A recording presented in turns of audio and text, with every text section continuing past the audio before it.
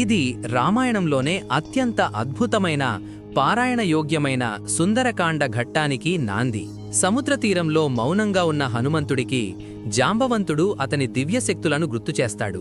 గాలిదేవుడి పుత్రుడిగా అతనికి అసాధ్యమైనది ఏదీ లేదని వివరిస్తాడు.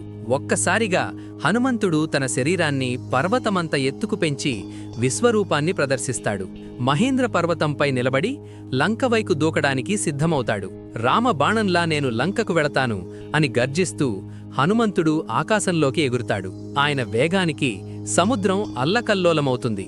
దారిలో హనుమంతుడికి విశ్రాంతి ఇవ్వడానికి సముద్ర గర్భం నుండి మైనాక పర్వతం పైకి వస్తుంది. కాని రామకార్యంలో ఉన్న తనకు విశ్రాంతి వద్దని ఆ పర్వతాన్ని చేత్తో తాకి గౌరవించి ముందుకు సాగుతాడు. దేవతలు హనుమంతుడి ధీరత్వాన్ని పరీక్షించడానికి నాగమాత సురసను పంపుతారు. ఆమె పెద్ద నోరు తెరిచి హనుమంతుణ్ణి మింగబోగా హనుమంతుడు అంతకంటే పెద్దగా పెరిగి చివరికి చిన్న రూపం ధరించి ఆమె నోట్లోకి వెళ్లి బయటకు వస్తాడు.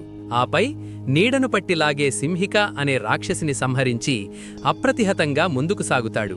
100 యోజనాల సముద్రాన్ని దాటి హనుమంతుడు లంకా తీరానికి చేరుకుంటాడు. త్రికూట పర్వతంపై ఉన్న ఆ స్వర్ణ లంకను చూసి అబ్బురపడతాడు. లంకను రక్షిస్తున్న లంకిణి అనే రాక్షసిని తన పిడికిలి దెబ్బతో ఓడించి చీకటి పడిన తర్వాత ఒక చిన్న వానర రూపంలో సీతమ్మను వెతకడానికి లంకలోకి ప్రవేశిస్తాడు. నెక్స్ట్ ఎపిసోడ్ కోసం ఇప్పుడే సబ్స్క్రైబ్ చేయండి. జై శ్రీరామ్.